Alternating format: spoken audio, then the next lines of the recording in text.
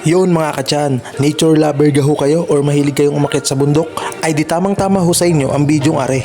Dahil ngayong umaga ay magsisimula ang isang magandang umaga natin. Dahil andini nga ho pala tayo mga katyan sa isa sa mga dinarayong bundok dini sa bayan ng Nasugbu. At syempre ho, are ho ay ang Mount Alamitan Summit. At ari nga ho palang nasa likurang background ko ay yung tinatawag nilang grassland na kung saan pwede tayong mag-relax at kumuha ng magagandang capture or video or depende yan ho syempre sa trip nyo. Habang background ang Mount Alamitan Summit.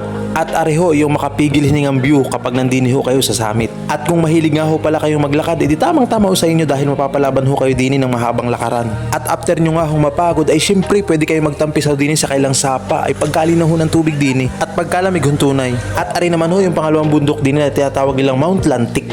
At ganiri nga ho pala ang pwede nyo ma-experience dini sa Nasugbu. Kaya ano pang hinintay nyo? Ay di let's go na! Ay paano ho mga katyan? Di hanggang dini lang. Bye bye!